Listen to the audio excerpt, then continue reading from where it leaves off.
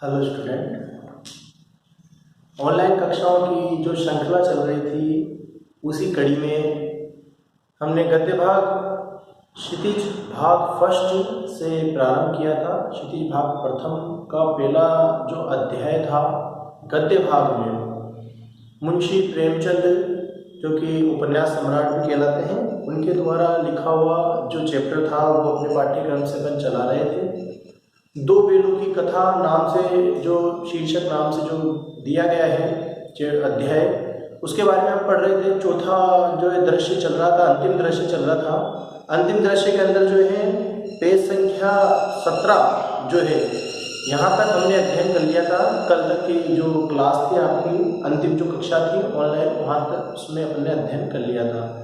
आज इसी क्रम में अपन आगे की तरफ चलेंगे और आगे का जो अध्याय है उसे पूरा करेंगे।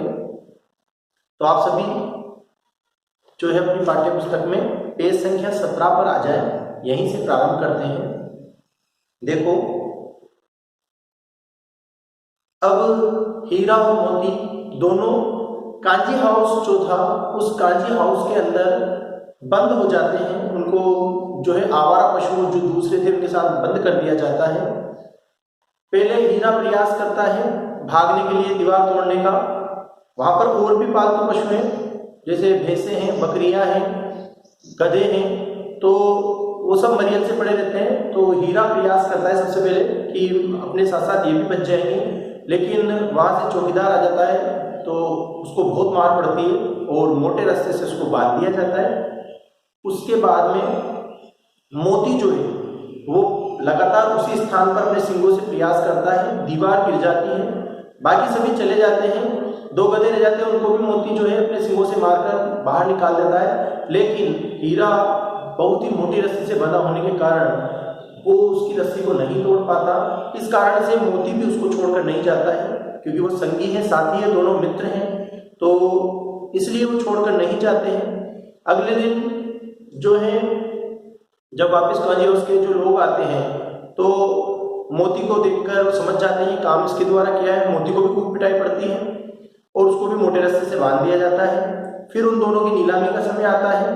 जो भी आते हैं उनको देखते हैं, लेकिन वो बहुत कमजोर हो गए थे, कटरियां यानी हड्डियां उनकी बाहर निकल गई थी, फसलियां उनकी बाहर निकल गई थी। इसलिए जो है कोई भी उन्हें उनका खरीदार नहीं मिलता, कोई भी उन्हें खरीदना नहीं चाहता है। फिर एक दाढ़ी वाला व्यक्ति होता है और उसकी आंखों में जो है एक अलग ही तरीके की अग्नि दिखती है, यानी कि वो कसाई होता है। तो वो उसको उन दोनों को खरीद लेता है या खरीदने की बात करता है। तो यहाँ तक अपन ने पूर्व की कक्षाओं में जो है अपन ने पढ़ लिया था। आगे चलेंगे नीलाम हो जाने के बाद। यहाँ पर मैंने आपको टिक मार्क करा दिया था, यहीं से आज अगली कक्षा जो है अपन प्रारंभ करेंगे। नीलाम हो जाने के बाद दोनों मित्र उस दड़ियल के साथ चले। नीलाम हो जाने यानी उनकी नीलामी लगाई गई और नीलाम हो जाने के बाद दोनों मित्र जो थे वो उस दड़ियल यानी दाढ़ी युक्त दड़ियल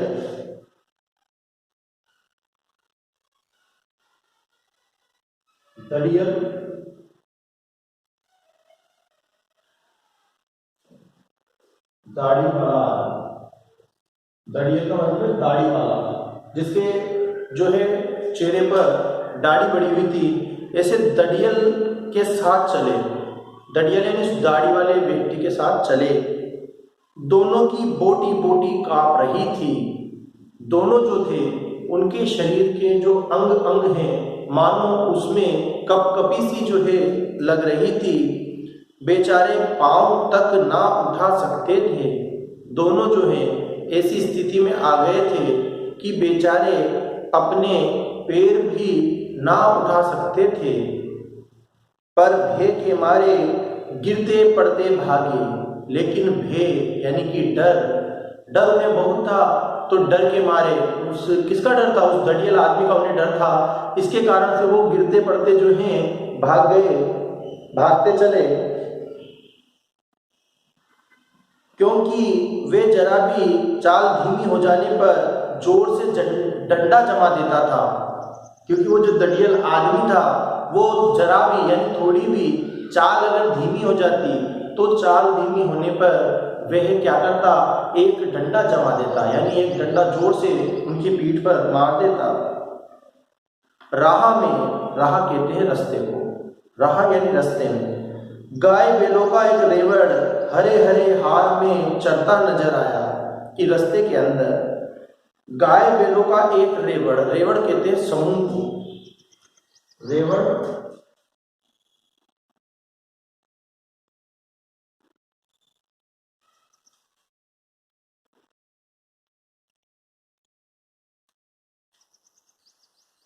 पशुओं का समूह लिख देता हूं, इसको पूरा ही लिख देता हूं, पशुओं का समूह।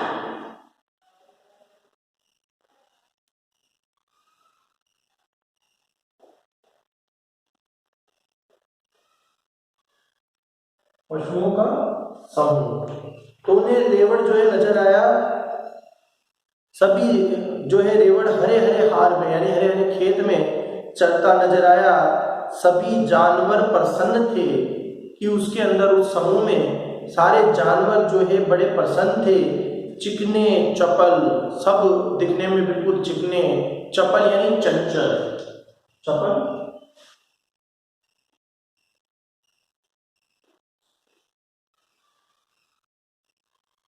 चपल का मतलब हो जाएगा चंचल, जिनमें फुर्ती हो ऐसे। तो दिखने में बड़े क्या थे, चपल थे, चिकने थे, दिखने में मतलब उनके खाने पीने से वो हष्ट-पुष्ट थे, तो उनकी जो चमड़ी थी वो बिल्कुल चिकनी हो रखी थी। और दूसरी बात, उसमें जैसे जो कोई रोगी पशु होता है तो वो मरा मरा सा लगता है, उसकी जो है शरीर में भी चमक नहीं दिखती है, तो इसलिए जो है, लेकिन ये सब क्या थे, ये रेवड़ एक समूह था और ये बढ़िया पालतू पशुओं का समूह था, तो बढ़िया खा रहे पी रहे थे, तो इनके शरीर में एक अजीब सी चमक नजर आ रही थी और बहुत चंचल ये नजर आ रहे थे। कोई उछलता था, कोई आनंद से बैठा पागुर करता था। अब कोई तो उछलता था, कोई आनंद से बैठा पागुर, पागुर का मतलब जुगाली, जुगाली समझते हो आप लोग? जुगाली मतलब जानवर मुंह चलाते रहते हैं ना, भोजन करने के बाद में भी वो अपना मुंह जो है उनका चलता रहता है, तो वो जुगाली करना, उसे कहते हैं जुगाली करना। तो कोई आनंद से बैठकर पागुर जो है वो पागुर करता था, यानी जुगाली करता था। कितना सुखी जीवन था इनका, इन सभी पालतू पशु, ये रेवड़ का जो समूह था, ये पालतू पशुओं का या पशुओं का जो समूह था, इनका जीवन कितना सुखी था, पर कितने स्वार्थी हैं सब। लेकिन दोनों हीरा मोती सोचने लगे कि ये कितने स्वार्थी हैं, किसी को चिंता नहीं कि उनके दो भाई बदिक के हाथ कैसे दुखी हैं। देखो, किसी को भी ये चिंता नहीं कि उनके दो भाई बदिक, बदिक, बदिक का मतलब हो जाए कसाई, कसाई कि बदिक के हाथ यानी कसाई के हाथ जो हैं पड़े हुए हैं और कैसे दुखी है। वो सब चलने में मस्त थे, उछलने में मस्त थे, कोई जुगाली कर रहा था, लेकिन किसी को भी ये चिंता नहीं थी कि ये दोनों भाई इस कसाई के हाथ पड़े हुए कितने दुखी हैं। सहसा दोनों को ऐसा मालूम हुआ कि यह परिचित रहा है। सहसा यानी अचानक से, सहसा का मतलब पहले बता चुका हूँ, अचानक से। तो अचानक से जो दोनों थे, अचानक से हीरा और मोती जो दोनों पशु थे, उनको ऐसा याद हुआ, उन्हें ये मालूम हुआ कि ये परिचित राह, राह यानी मैं पहले भी बता चुका हूँ, आपको लिख देता हूँ एक बार, बार बार में आ रहा है, राह रास्ता, राह का मतलब हो गया रास्ता। ये क्या है, ये परिचित यानी जानी पहचानी, जाना पहचाना या जानी पहचाना। तो क्या था, जाना पहचाना रास्ता है। हाँ, इसी रास्ते से गया उन्हें ले गया था और उन्हें याद आई कि हाँ, यही वो रास्ता है जिससे झुरी का साला, जिसका नाम गया था, वो उन्हें ले गया था। वही खेत, वही बाग, वही गांव मिलने लगे, कि वही खेत आने लगे, वही बाग आने लगे और वही गांव जो है वो मिलने लगे। प्रतिक्षण, प्रतिक्षण यानी क्षण क्षण, क्षण के बाद क्षण, प्रतिक्षण यानी हर पल अपन कह सकते हैं कि हर पल उनकी चाल तेज होने लगी प्रतिक्षण यानी हर पल उनकी चाल जो थी वो तेज होने लगी। लिख देता हूँ, प्रतिक्षण लिख देता हूँ। प्रतिक्षण यानी हर पल, या हर क्षण भी कह सकते हैं अपन इसमें। तो हर पल जो है उनकी चाल तेज होने लगी, सारी थकान सारी दुर्बलता गायब हो गई। कि उनकी जो सारी थकान थी, उनकी जो सारी दुर्बलता, दुर्बलता कहते हैं कमजोरी को, कि उनकी जो सारी दुर्बलता थी वो गायब हो गई। दुर्बलता है कमजोरी, लिखे जा रहा हूँ, कठिन चल रहा तो सभी लिख देता हूँ ताकि आपको भी परेशानी नहीं हो। दुर्बलता, कमजोरी, ठीक है, दुर्बलता की कमजोरी जो थी गायब हो गई। यह लो अपना ही हार आ गया, उसको याद आया कि ये लो, ये क्या आ गया, अपना ही हार, यानी अपने ही गांव खेत आ गए।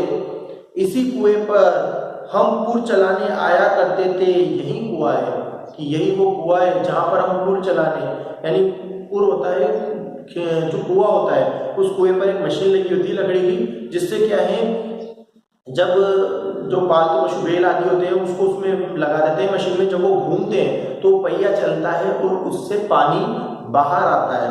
तो यहीं पर हम पुर चलाने आया करते थे, यही कुआं है, ये वही कुआं है। मोती ने कहा, पेज संख्या 18 पे आ जाए, नेक्स्ट पेज पे। मोती ने कहा हमारा घर नगीच आ गया। देखो मोती ने क्या कहा, उन्होंने कहा कि हमारा घर नगीच आ गया, यानी पास में आ गया, नजदीक आ गया है, हमारा घर बहुत नजदीक आ गया है। हीरा बोला भगवान की दया है। तो हीरा ने जवाब दिया, क्या जवाब दिया, कि भगवान की दया है, मैं तो अब घर भागता हूँ। अब उसने कहा कि मैं तो अब, मोती ने कहा कि मैं तो अब क्या करूँगा, घर भाग रहा हूँ। ये जाने देगा, हीरा ने पूछा क्या ये जाने देगा। मोती ने कहा इसे मैं मार गिराता हूँ। तो मोती ने जवाब दिया कि इसको मैं अभी मार गिराता हूँ। नहीं नहीं, दौड़कर थान पर चलो, वहां से हम आगे ना जाएंगे। तो हीरा जो था उसने कहा कि नहीं नहीं, दौड़कर थान, थान पहले भी आ चुका है, थान मैंने पहले बताया था आपको, थान, थान यानी वह स्थान, वह स्थान जहां पर पशुओं को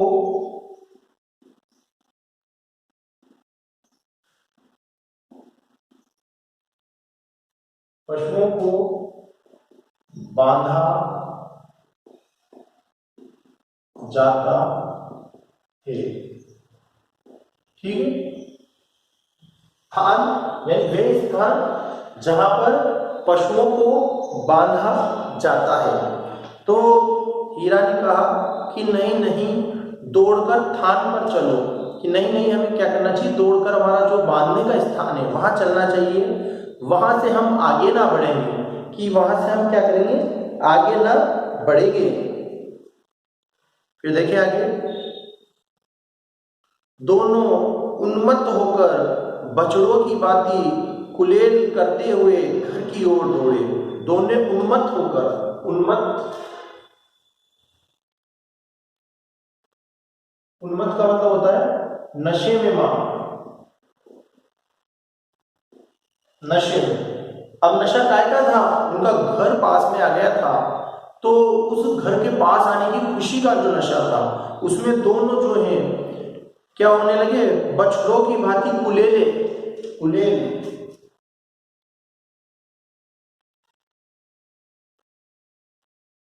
कुलेले, कुलेले ना भाई, कुलेले मतलब उछेले कूद, उछल कूद, उछल कूद करते हुए। तो दोनों जो थे क्या हुए, दोनों जो थे उछल कूद जो थे वो उछल कूद करते हुए घर की ओर दौड़े। वे हमारा थान है, यानी वे हमारा स्थान है जहां पर हमें बांधा जाता था। दोनों दौड़कर अपने थान पर आए और खड़े हो गए। दोनों दौड़े, दौड़कर अपने थान पर आए और खड़े हो गए। दड़ियल पीछे पीछे दौड़ा चला आता था। दड़ियल यानी दाढ़ी वाला आदमी, वो दाढ़ी वाला आदमी भी पीछे पीछे दौड़ा चला आता था। झुरी द्वार पर बैठा धूप खा रहा था। झुरी जो है वो द्वार पर यानी दरवाजे पर बैठा धूप खा रहा था, यानी धूप का आनंद ले रहा था। बेलों को देखते ही दौड़ा और उन्हीं बारी बारी से गले लगाने लगा। देखो, बेलों को देखते ही, क्योंकि झुरी उनसे बहुत प्रेम करता था, हीरा मोती से, तो दोनों बेलों को देखते ही वह दौड़ा और उन्हें बारी बारी से गले लगाने लगा, यानी उनका आलिंगन करने लगा। मित्रों की आंखों से आनंद के आंसू बहने लगे। मित्रों यानी हीरा और मोती, जो दोनों मित्र थे, उनकी आंखों से आनंद के आंसू बहने लगे। एक झुरी का हाथ चाट रहा था। उनमें से क्या हुआ, एक तो झुरी का प्रेम से हाथ चाटने लगा। दड़ियल ने जाकर बेलों की रस्सियां पकड़ ली। अब दड़ियल जो आदमी था, उस आदमी ने क्या किया, जाकर बेलों की जो रस्सियां थी वे रस्सियां पकड़ ली। झुरी ने कहा, अब झुरी जो किसान था उसने कहा, मेरे बेल हैं, तुम्हारे बेल कैसे, मैं मवेशी खाने से नीलाम लिए आता हूँ। अब उसने कहा कि भाई ये मेरे बेल है, झुरी ने। तो दाढ़ी वाला आदमी बोलने लगा कि तुम्हारे बेल कैसे, मैं तो मवेशी खाना, जो कांजी हाउस था जहाँ पर आवारा पशु रहते हैं, वहाँ से मैं नीलाम लिए आता हूँ, यानी वहाँ से इनको नीलामी से मैं खरीद कर लेकर आया हूँ। मैं तो समझा हूँ चुराए लिए आते हो। झुरी ने कहा कि मुझे तो ऐसा लगता है कि तुम इनको चुरा कर लेकर जा रहे हो, चुपके से चले जाओ। और उन्होंने कहा कि तुम ऐसा करो, झुरी ने कहा वे तुम चुपचाप यहाँ से चले जाओ, मेरे बेल हैं, मैं बेचूंगा तो बिकेंगे। और झुरी ने कहा कि ये क्या है, ये मेरे बेल हैं, अगर मैं बेचूंगा तभी तो बिकेंगे। किसी को मेरे बेल नीलाम करने का अख्तियार क्या है। देखो, किसी को मेरे बेल नीलाम करने का अख्तियार,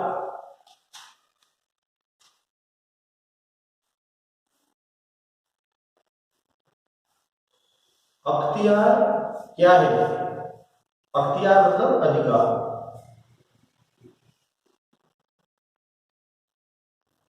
ठीक है, अख्तियार यानी अधिकार, कि किसी को मेरे बेल नीलाम करने का अधिकार, करने का क्या अख्तियार है, मतलब क्या अधिकार है।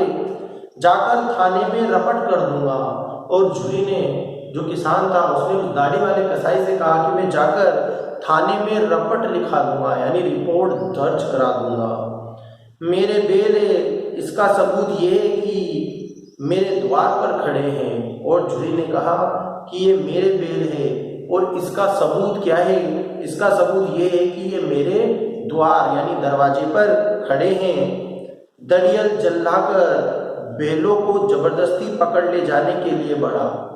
दड़ियल जो था, दड़ियल यानी दाढ़ी वाला आदमी, वह झल्लाकर बेलों को जबरदस्ती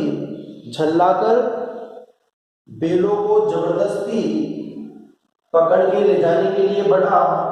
उसी वक्त मोती ने सिंग चलाया। अब वो झल्लाकर यानी गुस्सा करके, क्रोधित होकर उनको पकड़ के ले जाने के लिए आगे बढ़ा, तो उसी वक्त मोती जो था उसने उस पर सिंग चलाया। दड़ियल पीछे हटा, तो दाढ़ी वाला आदमी पीछे हट गया। मोती ने पीछा किया। अब मोती जो था उसने उसका पीछा करना शुरू किया। दड़ियल भागा, वो दाढ़ी वाला आदमी भागा। मोती पीछे दौड़ा, मोती उसके पीछे पीछे दौड़ने लगा। गांव के बाहर निकल जाने पर वे रुका। गांव के बाहर निकल जाने पर मोती ने उसका पीछा छोड़ा। पर खड़ा दड़ियल रास्ता देख रहा था। वहां गांव के बाहर खड़ा खड़ा भी वो दाढ़ी वाला आदमी उनका रास्ता देख रहा था। दड़ियल दूर खड़ा धमकियां दे रहा था, और वे दूर से खड़ा खड़ा धमकियां दे रहा था, गालियां निकाल रहा था और गालियां दे रहा था, पत्थर फेंक रहा था, और उन बेलों को मारने के लिए पत्थर फेंक रहा था। और मोती विजयी शूर की भांति उसका रास्ता रोके खड़ा था। और मोती विजयी शूर यानी शूर यानी योद्धा, योद्धा, शूरवीर भी कह सकते हैं कई बार, योद्धा या शूरवीर। तो विजयी योद्धा या शूरवीर की भांति उसका रास्ता रोके खड़ा था। गांव के लोग ये तमाशा देखते थे और हंसते थे। गांव के लोग जो थे वे ये तमाशा देख रहे थे और हंस रहे थे। जब दरियल हार कर चला गया तो मोती अकड़ता हुआ लौटा। जब वो दाढ़ी वाला आदमी हार कर वहां से चला गया तो मोती अकड़ता हुआ लौट कर आया। हीरा ने कहा, मैं डर रहा था कि कहीं तुम गुस्से में आकर मार ना बैठो। हीरा ने कहा कि मैं तो डर ही गया था कि कहीं तुम क्रोध में आकर उस दाढ़ी वाले आदमी को मार ही ना डालो।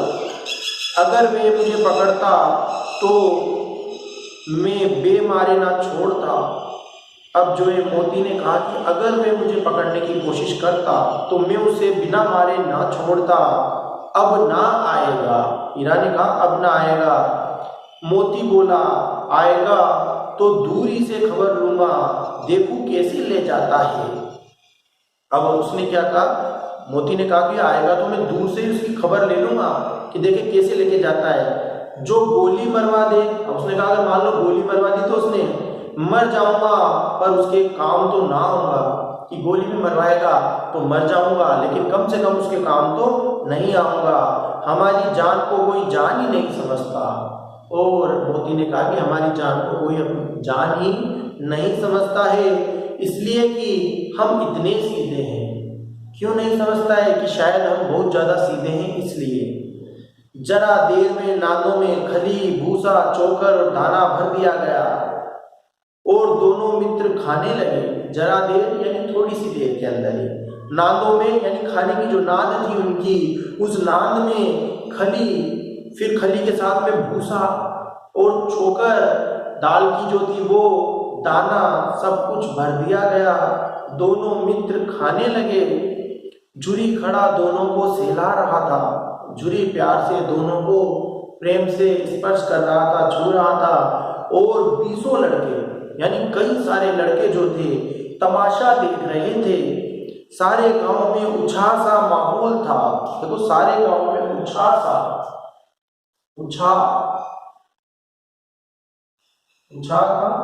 उत्साह हो जाएगा।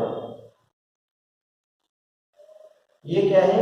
उत्साह का उत्साह हो जाएगा। ये तत्सम तद्भव का चक्कर है भाई, है ना? तो उत्साह का उत्साह हो जाएगा। उत्साह सा मालूम होता था यानी पूरा गांव में उत्साह सा मालूम हो रहा था। उसी समय मालकिन ने आकर दोनों के माथे चूम लिए। उसी समय झुरी की पत्नी जो उनकी मालकिन थी उनने भी क्या किया, आकर दोनों के माथे जो है प्रेम से चूम लिए।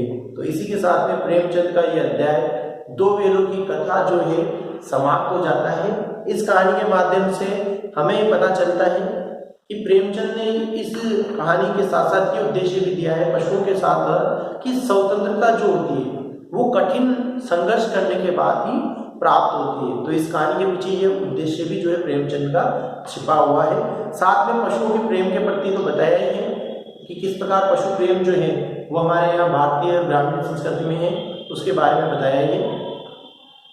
अब देखो कुछ प्रश्न अभ्यास दे रखे हैं जिनके बारे में बात कर लेते हैं।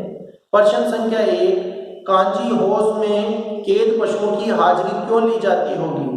देखो भाई, कांजी हाउस जो था उस कांजी हाउस में जो कैद पशु थे उनकी हाजिरी इसलिए ली जाती होगी क्योंकि उनमें से जितने भी पशु, इनमें से कोई भाग तो नहीं गया है या कोई मर तो नहीं गया है, तो उन्हें उनका आंकड़ा पता रहे, आकलन मालूम रहे कि कितने पशु बंधे हैं और उनमें से कोई भागा तो नहीं, मरा तो नहीं है। इसलिए रोजाना कांजी हाउस में कैद पशुओं की हाजिरी ली जाती थी। नंबर 2, छोटी बच्ची को बेलों के प्रति प्रेम क्यों बढ़ाया? कि जो छोटी बच्ची थी उनका बेलों के प्रति प्रेम क्यों बढ़ाया? तो भाई छोटी बच्ची जो थी उसका बेलों के प्रति प्रेम इसलिए बढ़ाया क्योंकि वो जो लड़की थी उसकी माँ जो है उसका देहांत हो चुका था, उसके सौतेली माता थी और वो सौतेली माँ उस छोटी लड़की को रोजाना पीटा करती थी। तो वो अपने दुख से दुखी थी और उसी प्रकार से हीरा और मोती की भी जो है पिटाई होती थी। तो इसलिए वो उनके प्रति अपनी प्रेम रूपी भावना, उनको अपने जैसा देखती थी, इसलिए उनकी प्रेम उसके मन में उनके लिए प्रेम उमड़ आया। नंबर 3, कहानी में बेलों के माध्यम से कौन कौन से नीति विषयक मूल्य उभर कर आए हैं। ये कहानी जो है दो बेलों की कथा, इसमें इनके माध्यम से कौन कौन से नीति विषयक मूल्य उभर कर आए हैं।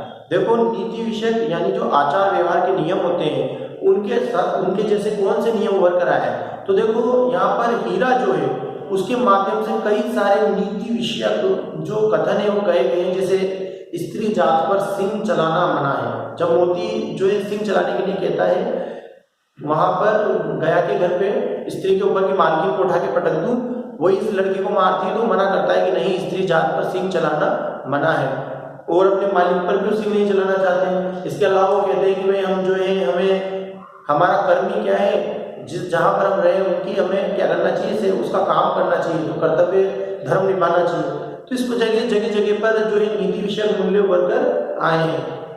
और दूसरे पशुओं को जो है भाई हम नहीं बचेंगे तो नहीं बचेंगे, कम से कम दूसरों की जान तो बच जाएगी, तो परोपकार की भावना, ऐसे नीति विषयक मूल्य आपको जो है लिखने हैं। नेक्स्ट प्रश्न देखें, प्रश्न संख्या 4, प्रस्तुत कहानी में प्रेमचंद ने गधे की किन स्वभावगत विशेषताओं के आधार पर उसके प्रति रूढ़ अर्थ मूर्ख का प्रयोग ना कर किसी नए अर्थ की ओर संकेत किया है। देखो, ये जो कहानी है प्रेमचंद की दो बेलों की कथा, इसमें लेखक द्वारा गधे को मूर्ख ना बताकर सबसे ज्यादा जीवों में, सबसे ज्यादा पशुओं में सबसे ज्यादा सीधा और निरापद प्राणी बताया है, जो कभी किसी चीज का विरोध नहीं करता है। उसको जैसी सड़ी गली घास डालते हैं खा लेता है, कितना भी उसको मारो पिट जाता है, मगर बेचारा कभी किसी चीज का विरोध नहीं करता है, विद्रोह नहीं करता है। तो इसलिए जो है एक नए अर्थ में यहाँ पर गधे के लिए संकेत दिया गया है। किन घटनाओं से पता चलता है कि हीरा और मोती की गहरी दोस्ती थी। देखो, पाठ्य पुस्तक में जो पाठ आया है दो बेलों की कथा, इसमें कई स्थानों पर ऐसा उदाहरण दिया गया है जिससे हमें पता चलता है कि हीरा और मोती दोनों गहरे मित्र थे। जैसे सबसे पहले हीरा और मोती को जब खेतों में बेल के अंदर, जब दोनों बेलों को जब हल के अंदर जोत दिया जाता था, तो दोनों यही प्रयास करते थे कि अपने कंधे पर ज्यादा वजन लें। ठीक है, पहली बात तो ये हो गई। दूसरी बात, दोनों एक साथ खाना नाद में मुंह डालते थे, एक साथ खाते थे, एक साथ हटाते थे। दोनों मूक भाषा में अपने बात करते थे, और थक जाते थे तो एक दूसरे को चाट चाट कर सुख पहुंचाने की कोशिश करते थे। जब मोती जो है गीले खेत में जो फंस जाता है, उसके फूल उसमें घुस जाते हैं, उसको पकड़ लिया जाता है, तो हीरा उसे छोड़कर नहीं भागता। उसी तरीके से जब कांजी हाउस में दीवार गिर जाने के बाद में मोटी रस्सी के कारण हीरा नहीं भाग पाता, तो मोती भी उसको छोड़कर नहीं जाता। तो इस प्रकार की जगह जगह से उदाहरण दिए गए हैं जिससे पता लगता है कि हीरा और मोती की बहुत ही गहरी मित्रता थी। नेक्स्ट देखो, लेकिन औरत जात पर सिंह चलाना मना है, ये भूल जाते हो। अब कथन आया था अपने, लेकिन औरत जात पर सिंह चलाना मना है, यानी स्त्री जाति के ऊपर हमें सिंह चलाना मना है, गलत बात है, ये भूल जाते हो। हीरा के इस कथन के माध्यम से स्त्री के प्रति प्रेमचंद के दृष्टिकोण को स्पष्ट कीजिए। देखो, हीरा के इस कथन के माध्यम से जो पठित पाठ के लेखक प्रेमचंद हैं, उन्होंने स्त्री समाज में जो है सामाजिक स्थिति, क्योंकि स्त्रियों की सामाजिक स्थिति उस समय ज्यादा अच्छी नहीं थी, स्त्रियों को कूटा पीटा जाता था, तो इस कारण से जो है प्रेमचंद है उनका सामाजिक दृष्टिकोण ये था कि वो ये चाहते थे कि स्त्री को क्या किया जाए, उस पर किसी प्रकार का जो है मारपीट ना करके उसको एक सम्मान वाला पद जो है वो समाज में दिया जाना आवश्यक है। तो उनका स्त्रियों के प्रति दृष्टिकोण बहुत ही अच्छा था प्रेमचंद का, जो कि इस कथन के माध्यम से उभरकर हमारे सामने आया है। नेक्स्ट पेज पर देखिए, पेज संख्या 20 पर प्रश्न संख्या 7, किसान जीवन वाले समाज में पशु और मनुष्य के आपसी संबंधों की कहानी में किस तरह व्यक्त किया गया है। देखो, किसान जीवन में किसान जीवन वाला जो समाज है उसमें पशु और मनुष्य के आपसी संबंध को कहानी में किस तरह व्यक्त किया गया है। देखो, कहानी में बताया गया है कि भाई झुरी कांची के बाद झुरी कांची जो किसान था उसके पास में बिछाई जाती के 2 बैल थे और उनसे वो अत्यधिक प्रेम किया करता था। उनको वो भोजन डालता और वो भी उससे बहुत, उसके घर पर बहुत अच्छे से रहते थे, बहुत अच्छा काम करते थे। जब उसने अपने साले के घर उन्हें पहुंचा दिया तो वो उनके साथ अच्छा व्यवहार नहीं करते थे, तो वो दौड़कर वापस आ गए अपने मालिक के पास में। इसके बाद में कहानी के अंत में भी जब वो अपनी उस कसाई, दड़ियल कसाई से अपना पीछा छुड़ाकर आते हैं, तब दोनों को प्रेम से गले लगा लेता है, उनको प्यार से सहलाता है, भोजन डालता है, और उसकी पत्नी, जूही की पत्नी भी जो है उनके माथे चूम लेती है। तो किसान समाज जो है, हमारे यहाँ का जो किसान जीवन वाला समाज है, वो पशु और मनुष्य के बहुत भावात्मक संबंध रहते हैं जो इस कहानी के माध्यम से व्यक्त किए गए हैं। नेक्स्ट देखें, इतना तो हो ही गया, 9-10 प्राणियों की जान बच गई, वे सब तो आशीर्वाद देंगे मोती के इस कथन के आलोक में, यानी प्रकाश में उसकी विशेषताएं बताइए। देखो भाई, इतना तो हो ही गया, 9-10 प्राणियों की जान बच गई। देखो भाई, क्या था कि जब दीवार गिरी, तो दीवार गिरने के बाद में हीरा तो मोटी रस्सी से बंधा था, लेकिन मोती की दीवार गिरा देने पर जितने भी जो दूसरे पशु थे, भैंसे, गधे, गाय, वो सब निकलकर भाग गए थे। तो कम से कम उसने कहा कि इतना तो हो ही गया कि 9-10 प्राणी जो बनते हैं उनकी जान बच गई। कम से कम हम दोनों नहीं भाग पाए, क्योंकि वो अपने मित्र की वजह से वो भी नहीं जाता है। तो उसने कहा कि हम दोनों नहीं भाग पाए तो कोई बात नहीं, कम से कम ये बच जाएंगे तो ये हमें आशीर्वाद तो देंगे, इनके मन से धुआएं तो निकलेगी। तो इसलिए उसने कहा है। और मोती की इस कर्तन के आलोक में, यानी प्रकाश में, उसकी विशेषता ये है कि वो परोपकार की भावना रखने वाला था, वो दूसरों की भलाई करने का मन रखता था। ठीक है, आज से स्पष्ट कीजिए, अवश्य ही उनमें कोई ऐसी गुप्त शक्ति थी जिससे जीवों की श्रेष्ठता